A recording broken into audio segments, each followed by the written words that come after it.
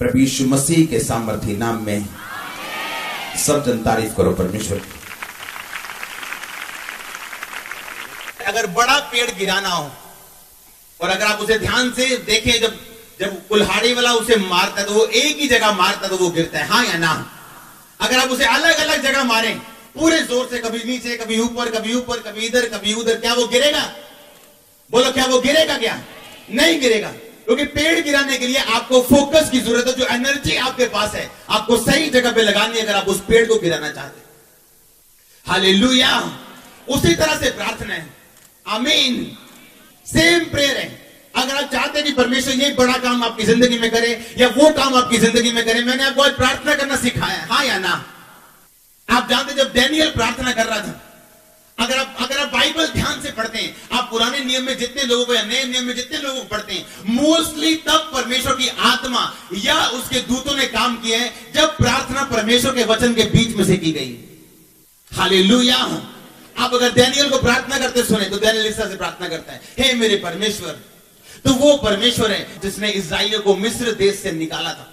तो वो परमेश्वर है जिसने समुद्र को दो भाग कर दिया था, फिर अपने लोगों को कनान देश में पहुंचाया। तो वो परमेश्वर है जिसने आसमान से मन्ना बरसाया था। और बाइबल में लिखा है उसी टाइम दूत भेज दिया गया स्वर्ग से, डैनियल के उत्तर को लेके दूत भेज दिया गया कि दूत जा और डैनियल की प्रार्थना का उत्तर दे गया।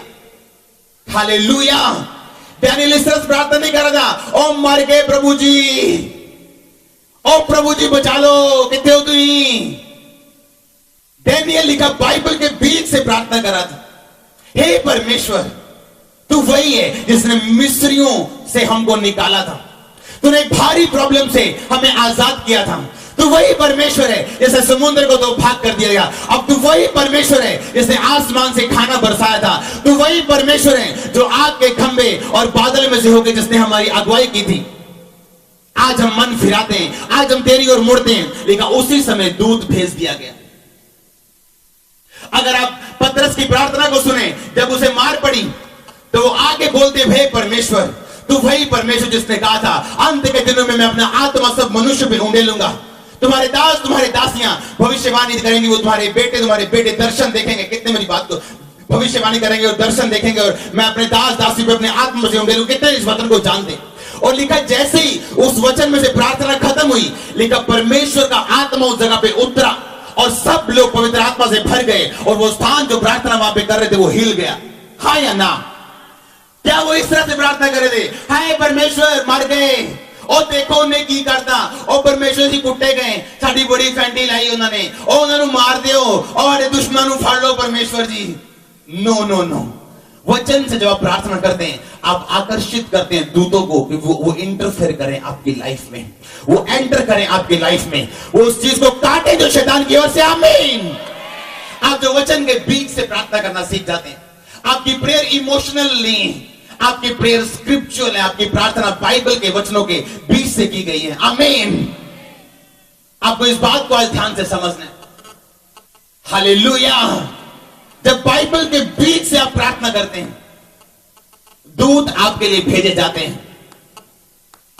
परमेश्वर आपकी जरूरत के हिसाब से कभी काम नहीं करता, वो आपके विश्वास के हिसाब से काम करता है, हाँ या ना? सब मेरी ओर ध्यान दो। अपने पड़ोसी को बोलो, परमेश्वर तेरी जरूरत के हिसाब से नहीं, पर तेरे विश्वास के हिसाब से काम करता है। आमीन। वीरवार को मैंने बताया था कि जब उस व्यक्ति ने कहा था, परमेश्वर मेरा सेवक बड़ा बीमार है, आप उसे आओ और उसे घर में आप उसे चंगा करो। परमेश्वर ने कहा, मैं आकर उसे चंगा करूंगा। क्या कहा परमेश्वर ने? मैं आकर उससे। वो कहता, नहीं परमेश्वर, मैं अधिकारों वाला मनुष्य हूं, मेरे नीचे के काम करते हैं। जब मैं उनको बोलता हूं जाओ तो वो जाते हैं, आओ तो वो आते हैं। यानी मैं अधिकार समझता हूं, मैं भी जानता हूं मैं अधिकारी हूं। आप भी अधिकार रखते हैं, बस मुंह से बोल दो प्रभु।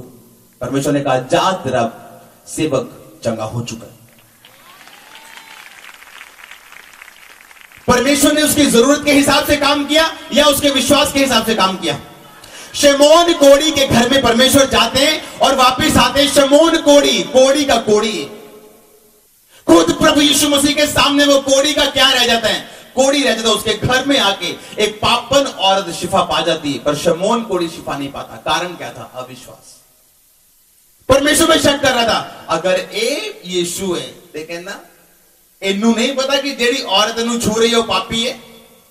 परमेश्वर ने कहा, शमौन, डॉक्टर बीमारों के लिए, मैं पापियों के लिए आया हूं।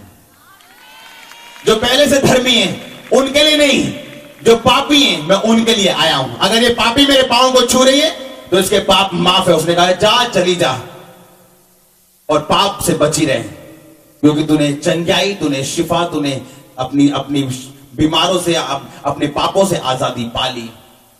और शमौन कोढ़ी, कोढ़ी का कोढ़ी, हालेलुया। आप जब वही आयत पढ़ते हैं 131 की एक आयत, आज मुझे पंजाबी में पढ़नी पड़ेगी। हे यहोवा, मेरा दिल हंकारी नहीं, ना मेरियां अखां कमंड दियां हन, ਅਤੇ ਜਿਹੜੀਆਂ ਗੱਲਾਂ ਮੇਰੇ ਲਈ ਵੱਡੀਆਂ ਅਤੇ ਅਚਰਜ ਸਨ ਮੈਂ ਉਹਨਾਂ ਵਿੱਚ ਦਖਲ ਨਹੀਂ ਦਿੰਦਾ। ਸਭ ਬੋਲੋ ਆਮੀਨ। ਨਿਸੰਗ ਮੈਂ ਆਪਣੀ ਜਾਨ ਨੂੰ ਠੰਡਾ ਤੇ ਚੁੱਪ ਕਰਾ ਲਿਆ ਹੈ, ਜਿਵੇਂ ਦੁੱਧ ਛੁਡਾਇਆ ਹੋਇਆ ਬਾਲਕ ਆਪਣੀ ਮਾਂ ਦੇ ਨਾਲ ਰਹਿੰਦਾ ਹੈ। हां, दुध छुड़ाए हुए बालक वांगू मेरी जान मेरे अंदर है। हे इज़राइल, यहोवा उत्ते आस रख, हुण तो लेके सदीप काल ताई। सब बोलो आमीन।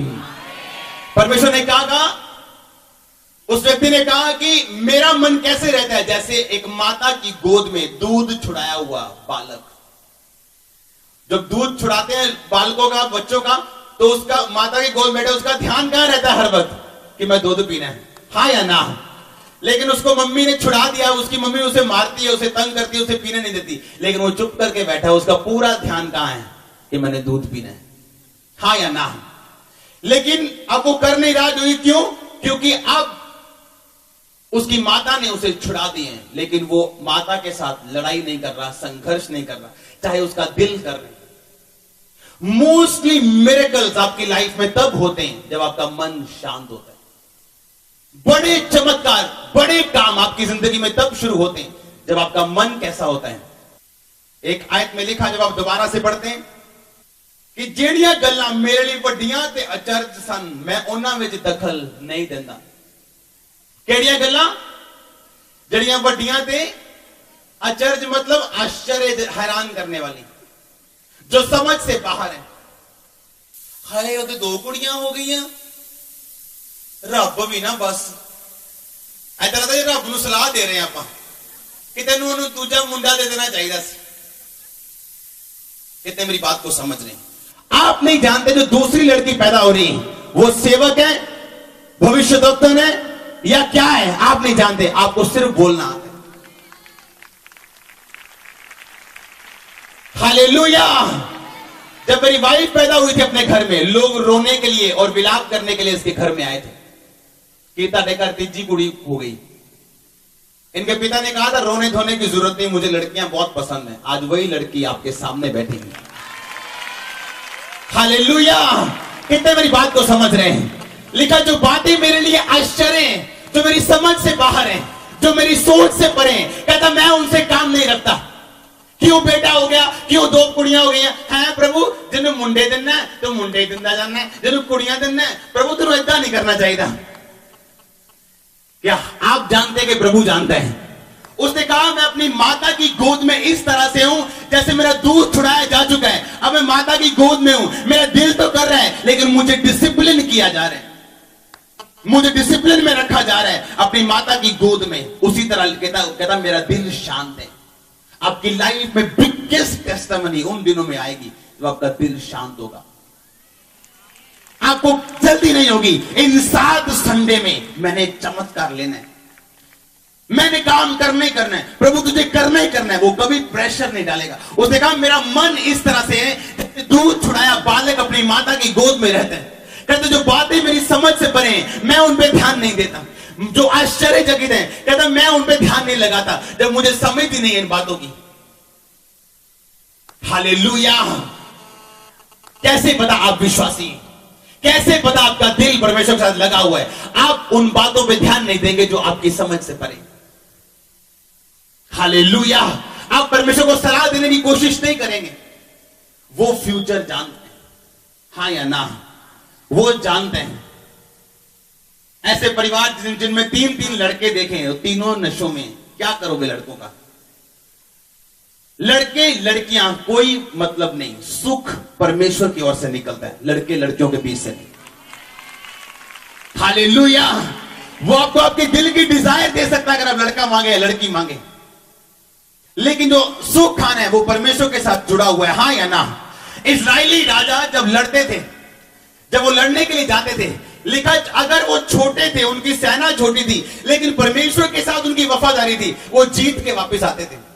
और एक टाइम आता था जब वो बड़े हो जाते थे, इतने बड़े हो जाते थे, उन्हें लगता था हम अपनी स्ट्रेंथ के कारण जीत रहे हैं, पाप में चले जाते थे, मूर्ति पूजा करना शुरू करते थे, और एक दिन छोटा राजा आके उन्हें हराता था। उन्हें फिर समझ आती थी कि हमारा जीतना हमारी ओर से नहीं, यहोवा की ओर से था। फिर वापस जाते थे परमेश्वर की ओर, परमेश्वर में माफ कर दे, हम पाप दोबारा नहीं करेंगे, और फिर परमेश्वर उन्हें जिताता था, ये बताने के लिए कि तुम नहीं, मैं हूं तुम्हारे आशीष का सोर्स, तुम्हारे सुखों का सोर्स, तुम्हारे सुखों का सौदा मैं हूं। आमीन। तुम्हारी ताकत नहीं, तुम्हारे बच्चे नहीं, तुम्हारा फाइनेंस नहीं, तुम्हारा शरीर नहीं, तुम्हारा और कोई नहीं, सिर्फ मैं और सिर्फ मैं और सिर्फ मैं। आमीन। सिर्फ परमेश्वर। हालेलुया। आज फोकस की कमी है, आग की कमी। अगर एक चीज को आज आग लगा दो तो वो तब तक आग जलती जब तक वो चीज को राख नहीं कर देती। यूहन्ना ने कहा था मेरे बाद जो आने वाला है वो तुम्हें पवित्र आत्मा और आग के साथ बपतिस्मा देगा। जब आग तुम्हारे अंदर जाएगी, लाख दुनिया विरोधी हो, लोग विरोधी हो, कोई विरोधी हो, अपना काम किए बिना आप इस दुनिया से कभी ऊपर नहीं जाएंगे। अगर आग आपके अंदर है, अगर फायर आपके अंदर है तो आमीन। इसीलिए शैतान फायर खत्म करने की कोशिश करते हैं, आग खत्म करने की कोशिश करते हैं, पाप पे ले जाके, वैश्याओं के अड्डे पे ले जाके, दारू पिलाने की ओर लेके जाके। उसे पता अगर आग इसकी जिंदगी में रही, पवित्र आत्मा की आग, तो ये जलाएगा सब कुछ, और तब तक ये खत्म नहीं करेगा जब तक इसका काम खत्म नहीं हो जाता। हालेलुया। आपको ये बात समझनी, लिखा जो बातें मेरी समझ से परे, जो मेरे लिए अचरज हन, जो मेरी समझ तो बाहर नहीं, जो मेरे लिए बड़ी बातें, कहता मैं उन पे ध्यान नहीं लगाता। एक क्रिश्चियन अपने शब्दों से पहचाना जाता है, अपने कपड़ों से नहीं। आमीन। एक क्रिश्चियन व्यक्ति अपने शब्दों से पहचाना जाता है, और खासकर तब जब वो कुछ मांगे और उसे ना मिले, जब कुछ ऐसा हो जिसको वो नहीं चाहता। अय्यूब की वाइफ ने कहा अब तो परमेश्वर को श्रापित कर दे, अब तो तेरे पास है ही क्या, ना बच्चे रह गए, ना तेरी बॉडी रह गई, अब मैं भी जा रही हूं, प्रॉपर्टी भी खत्म हो गई। हालेलुया। जब परमेश्वर आपकी अगुवाई करता है आपकी मसीही जिंदगी में, कभी क्वेश्चन मत पूछो उससे। हालेलुया। मैंने कहा कभी क्वेश्चन मत पूछो उससे। कैसे रहना है आज से? जैसे दूध छुड़ाया लड़का अपनी माता की गोद में रहता। आप ये काम कर सकते हैं, बड़े बड़े काम, अगर आपका मन रिलैक्स है तो। आज मैं आपको एक सीक्रेट देता हूं, परमेश्वर का मिरेकल करने का बिगेस्ट कारण क्या है, सबसे बड़ा कारण क्या है कि परमेश्वर एक बहन की जिंदगी में चमत्कार, एक भाई की जिंदगी में कुछ काम करता है। मैं आपको बिगेस्ट रीजन बताता हूं क्या कारण है। मान लो परमेश्वर इसकी जिंदगी में बड़ा काम करते हैं, क्या कारण है?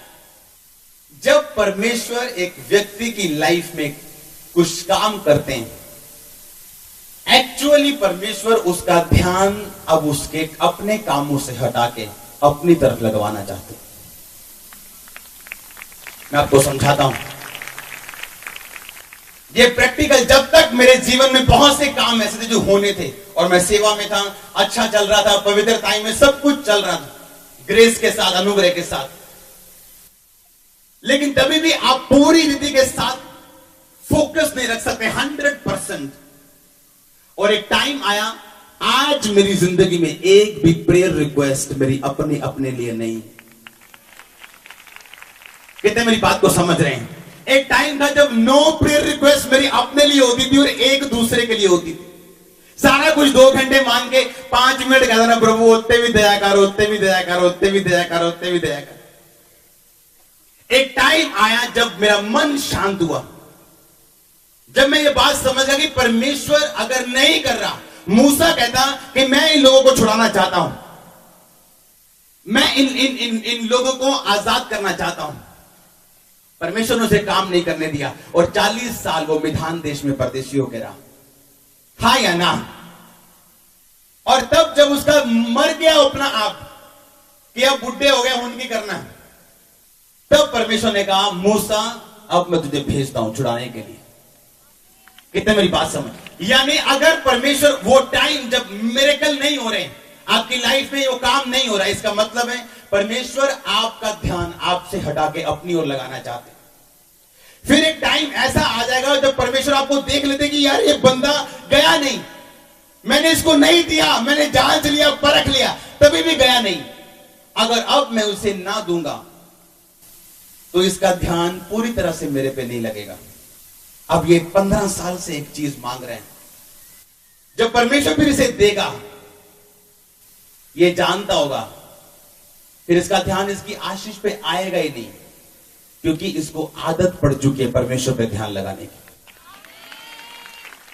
और फिर क्या होगा जब इसका ध्यान में जब चमत्कार नहीं हुआ, परमेश्वर की ओर लग गया, इसको आदत पड़ गई, कुछ ना मिलने के बावजूद चर्च जाने की, बाइबल पढ़ने की, रोजे रखने की, कुछ ना होने के बावजूद पैसा बोने की, डाइट बोने की, कुछ नहीं हो रहा लेकिन सब कुछ मैं करता जा रहा हूं। एक टाइम आएगा जब परमेश्वर देख लेगा कि इसको कुछ नहीं मिला तभी भी सब कुछ कर रहा है, क्यों ना इसे मैं दूं, क्यों ना इसे दे दूं। और जब इसे मिल जाएगा इसको ये थैंक्स तो करेगा अपने दिल में, लेकिन अब इसके विश्वास का जो आधार है वो आशीष नहीं, सिर्फ परमेश्वर रह जाएगा। और जब परमेश्वर आपकी लाइफ में काम करता है वो इसलिए करता है कि अब आप अपना ध्यान हटा लो, अब मेरा ध्यान है नहीं मेरे ऊपर, क्योंकि मेरे पास सब कुछ है जो मैं मांग रहा था। एक प्रेयर रिक्वेस्ट आज मेरी लाइफ में नहीं है। अच्छा, मैं प्रेयर के लिए बैठता हूं, मैं अपनी लाइफ, अगर मैं 8 घंटे प्रेयर में हूं, 15 मिनट भी मैं प्रेयर नहीं करता हूं अपने लिए, प्रभु मुझे ये चाहिए, मुझे वो चाहिए। मैं एक बात जानता हूं, उसके धर्म और राज्य की जब आप खोज करते हैं, सब कुछ आपके पीछे पड़ के आता। आमीन। तब आपको जो चीजें भी जरूरी हैं, मैंने कभी भी, लोग हैरान होते हैं, मैंने कभी भी जमीन के लिए प्रार्थना नहीं की इतनी ज्यादा जितनी आप सोचते हैं। चलो जी सारे वॉलंटियर आ जाओ, पाउन गोटे ला के 2 साल रोजे रख के प्रेयर करनी, और तभी भी जगह नहीं है लोगों के पास। हाँ या ना? तभी भी लोगों के पास दान वरदान नहीं है। पास्टर बेनीन बोलते कहते जब लोग चंगे होते, मैंने कभी प्रेयर नहीं की परमेश्वर की, परमेश्वर मेरी मीटिंग में लोग चंगे हो, क्योंकि कुछ चीजें परमेश्वर आपको देता है वैसे ही। कितने मेरी बात को समझ रहे हैं आज? जब परमेश्वर जानता है कि आप उसकी महिमा के लिए खड़े हैं, आप उसकी सब कुछ उसके लिए कर रहे हैं, तो वो सब चीजें मुहैया करवाना उसका काम बनता है। हालेलुया। हन्ना कहती परमेश्वर मेरी सौतन मुझे चढ़ाती है, सब बोल लिया, बांझ की बांझ रही। जिस दिन बोलती परमेश्वर अगर तू दे, तेरा अगले साल बच्चा उसकी गोद में। आप जो कुछ भी करते हो, जब आपका मकसद परमेश्वर है, हाय प्रभु 35 साल दे हो गए, ब्याह ही नहीं होया, लोग की कहणगे। परमेश्वर कहते तुझे लोगों की परवाह है, इसीलिए तेरी शादी नहीं हुई। जब आप बोलेंगे परमेश्वर तेरी महिमा के लिए मेरी गवाही को पैदा कर, आप अपनी मैरिज के विषय में फिर बोस्ट करेंगे, फिर गर्व करेंगे। मैं आपको बता रहा हूं। बैठ जाओ। कितने मेरी बातों को समझ रहे हैं? आपकी लाइफ का जो मकसद है वो सिर्फ परमेश्वर की महिमा होना चाहिए। आप दूध छुड़ाए कैसे लड़के की तरह जिसका दूध छूट चुका है और वो अपनी माता के गोद में है, उसे पता है आज दूध नहीं मिलेगा, पर उसका दिल कर रहा है, पर उसने अपने आप को शांत कर लिए हैं, उसने अपने आप को कंट्रोल में कर लिए हैं। जब आप शांत रहते हैं, आप कूल हैं, आप पीसफुल हैं, इसलिए शैतान आपको डिस्टर्ब करने की कोशिश करता है, क्योंकि जैसे आपकी स्पिरिट में डिस्टर्बेंस गई, कनेक्शन टूट गए, आप फिर इंफॉर्मेशन परमेश्वर से डायरेक्ट नहीं ले सकते। हालेलुया। इसलिए आपको हैरानी होगी कि आपकी शनिवार घर में लड़ाई क्यों होती है। चर्च आने के वक्त सुबह आप अपनी मम्मी से क्यों बहस के आते हैं, आपको शनिवार ही आपकी गर्लफ्रेंड का फोन क्यों आता है जिसको आप 6 महीने पहले छोड़ चुके हैं, ताकि आप करप्ट हो जाएं और जो परमेश्वर आपको दिखाना चाहते आपको कभी ना दिखे। और जब आपकी आंखें बंद हैं, आप जहां मर्जी चले जाओ, फिर वो बंद ही। हालेलुया। जब हम शांत कर लेते हैं अपने आप को कि मैं शांत हूं, जिस तरह बालक अपनी माता की गोद में जिसको दूध छुड़ाया जा चुका है और जिसको बड़े कामों से कोई मतलब नहीं, जो परमेश्वर को सलाह देने की कोशिश नहीं करता, परमेश्वर को काउंसलिंग देने की कोशिश नहीं करता कि परमेश्वर ऐ होना चाहिए सी, ऐ होना चाहिए सी, इधर जाना चाहिए C. No no no no no no. जिसने आपको बनाया वो जानता है कौन सी चीज किस टाइम पे कितनी आपको देनी चाहिए। हालेलुया। कौन सी चीज कितने मेजर में आपको देनी चाहिए वो जानता है। हालेलुया। कहता जैसे लड़के का मन रहता है गोद में बैठा दूध पीना चाहता लेकिन पीने की माता छुड़ा चुकी। कहता बड़े काम जो आश्चर्य वाले उसको कोई मतलब नहीं। हालेलुया। इसलिए परमेश्वर ने कहा व्याकुल मत हो। तुम परमेश्वर पे विश्वास रखते हो, मुझ पे भी क्या करो, विश्वास रखो। तुम्हारा मन व्याकुल ना हो, क्योंकि अगर तुम्हारा मन व्याकुल है बीमारी के कारण, तो तुम्हारे मन के व्याकुल ना होने का कारण यह भी है कि उसके कोड़े खाने से तुम चंगे हो चुके हो। अगर शैतान तुम्हें व्याकुल करता है बीमारी के कारण, तो तुम व्याकुल ना हो। अगर व्याकुल होने का कारण है बीमारी, तो ना होने का कारण यह है उसके कोड़े खाने से मैं और आप चंगे हो चुके हैं। अगर गरीबी व्याकुल होने का कारण है, तो व्याकुल ना होने का कारण ये है कि उसके सुसमाचार सुनाने से हम अमीर हो चुके हैं। आमीन। अगर शैतान का व्याकुल करने का वो कारण निराशा है, तो याद रखो जब परमेश्वर आपको निराशा के बीच से लेके जाते हैं, आपको तोड़ते हैं, जो रोटी वो तोड़ता है वो फिर बांटते हैं, फिर बांटते हैं हजारों और लाखों में, फिर वो बांटते हैं। आप बांटने वाले यीशु मसीह के नाम में आशीष के कारण। हालेलुया। मत घबराओ, मत क्वेश्चन रेज करो परमेश्वर के सामने। ये पृथ्वी, अगर आप साइंटिफिकली आपको नॉलेज है इस बात की, चंद्रमा पृथ्वी से छोटा है, पृथ्वी सूरज से छोटी है, और इतने बड़े बड़े ग्रह हमारी यूनिवर्स में है कि पृथ्वी एक पेन की निब के समान है। ये धरती, इतने बड़े बड़े ग्रह ऊपर मौजूद हैं कि हमारी पृथ्वी का साइज ये पेन की निब के, पेन के सिक्के के अगले हिस्से के समान है। और इस इतनी बड़ी धरती की आप एक मिट्टी के कण जितने मेंबर हो गए, परमेश्वर बोल रहे हो परमेश्वर ये क्यों है? इतने मेरी बात समझ रहे हैं? हम जिसका कोई वजूद ही नहीं है, जो मिट्टी के कण की तरह है, वो उसको बोल रहा है जिसने पूरी दुनिया बनाई कि तूने ऐसा क्यों किया, तूने ऐसा क्यों कर दिया, मैंने ऑर्डर क्यों नहीं मिला, मेरे घर बीमारी क्यों है। अगर आपको प्रॉब्लम ना होती आप यहां ना होते आज। थैंक्स करो प्रॉब्लम्स के लिए परमेश्वर। हालेलुया। जब परमेश्वर आपको बोल रहे हैं आपके वाइफ का नाम लेके कि वो बीमार है, इसका मतलब चंगियाई आपके परिवारों में जा रही है यीशु मसीह का नाम में। अगर वो बोल रहे हैं कि आपको बिना, कितने मेरी बात को समझ रहे हैं, परमेश्वर जानते हैं आप क्या करने के लिए चर्च में आए। उसको एक कांटेक्ट पॉइंट चाहिए, सिर्फ एक व्यक्ति चाहिए एक परिवार में जिसके द्वारा, जिसके जरिए वो काम कर सके। एक जन खड़ा हो पवित्र टाइम में, एक जन तो खड़ा हो जो प्रार्थना करने वाला हो, जो घुटने टेकने वाला हो, जो जिसको अपनी प्रॉब्लम की चिंता ना हो, जो जिसका ध्यान अपने ऊपर ना हो, जो परमेश्वर की ओर देखता हो। उसको एक चाहिए।